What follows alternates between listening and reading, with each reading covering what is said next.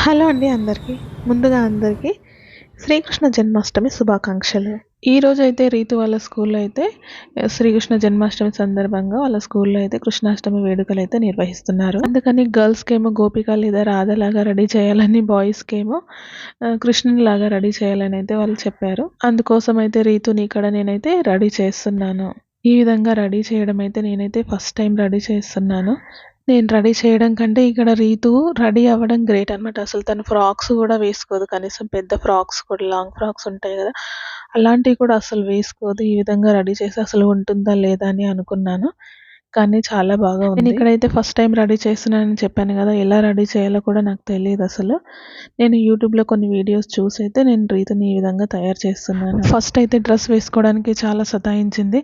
ఆ తర్వాత స్కూల్‌లో కేక్ కట్ చేశారు. బర్త్‌డే ఉంది అని చెప్తే అలా డ్రెస్ ఏసుకొనైతే కూర్చొని రెడీ అవుతుంది. ఇంకా టీవీ పెట్టకపోతే సతాయిస్తుందని టీవీ పెట్టేసి తనకైతే ఈ విధంగా రెడీ చేస్తున్నాను నేను. టైంకి నాకైతే ఐలైనర్ కూడా కనిపించలేదు. కానీ ఇట్లా సైడ్‌కి ఐస్‌కి ఇలా పెడితే బావుంటుందని కాటుకతోనే అడ్జస్ట్ చేసి ఇలా అయితే ఐస్‌కి సైడ్‌కి పెట్టేశాను. తర్వాత నేను ఇక్కడ లిప్ బామ్ అయితే పెడుతున్నాను రీతుకి. ఇదైతే లిప్‌స్టిక్ కాదు. నేను చిన్న పిల్లలకి లిప్‌స్టిక్ పెట్టడాన్ని అయితే ఎంకరేజ్ చేయను. పాప ముందు కూడా నేను ఎప్పుడైతే లిప్‌స్టిక్ అయితే పెట్టుకోలేదు అసలు ఇప్పటివరకి. జాబ్ చేసినప్పుడు మాత్రమే నేను లిప్‌స్టిక్, మేకప్ అంతా వాడేదాన్ని. అసలు ఇంకా నేను మ్యారేజ్ తర్వాత ఎటువంటి మేకప్ గానీ, లిప్‌స్టిక్ గానీ అసలు వాడలేదు. ఇక నేను లిప్ బామ్ పెట్టిన తర్వాత ఆమె అయితే లిప్స్ అయితే రబ్ చేస్తుంది. మనం లిప్‌స్టిక్ పెట్టుకున్న తర్వాత ఏ విధంగా అయితే లిప్స్ రబ్ చేస్తామో అలా అయితే చేస్తుంది. తన ముందు నేను ఎప్పుడైతే ఇలా పెట్టుకోలేదో అసలు చూపించలేదు. కానీ తనకు అలా రబ్ చేయాలని ఎలా తెలుసో కూడా నాకు తెలీదసలు. ఈ లిప్ బామ్ కూడా తనకి నేను ఫస్ట్ టైం పెట్టాను.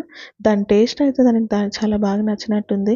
నేను రెడీ చేస్తున్నంత సేపు అది చేతిలో పెట్టుకొని మొత్తం రుద్దేసుకుంటూ కూర్చుందసలు.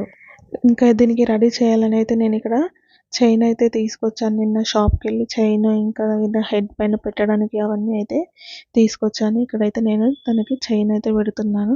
తను చాలా బాగా సపోర్ట్ చేస్తూ రెడీ అవుతుంది. నేనైతే షాక్ అయ్యాను అసలు.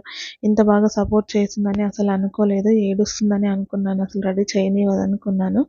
కానీ చాలా బాగా కూర్చొని అయితే రెడీ అవుతుంది.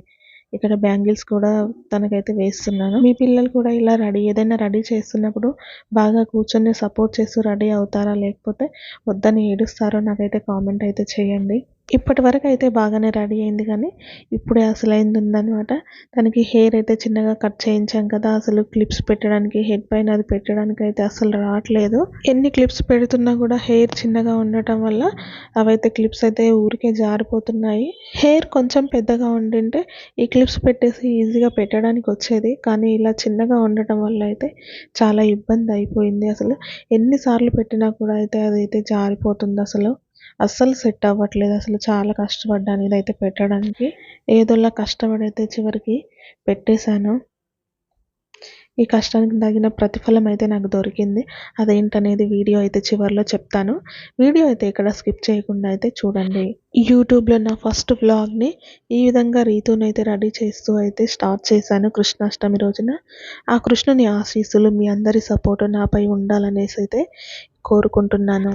హెడ్ పైన ఇది పెట్టడం, పాపిడి బిళ్ళ పెట్టడం ఒకటైతే, ఇంకా తనకి చున్నీ వేయడం కూడా నాకు చాలా కష్టమైతే అయిపోయింది. ఎన్ని క్లిప్స్ పెట్టినా కూడా ఆ దుపట్టా అయితే వెనక్కి జారిపోతుంటుంది. ఈ పాపిడి బిళ్ళేమో ముందుకైతే పడిపోతుంది. ఆ స్కూల్ నుంచి ఇంటికొచ్చే వరకు నేను తనని సదురుతూనే ఉన్నానసలు. ఇక్కడ నేను తనని రెడీ చేస్తున్నంత సేపు మాత్రం రీతు అసలు లిప్ బామ్‌నే రుద్దుతూ ఉందసలు.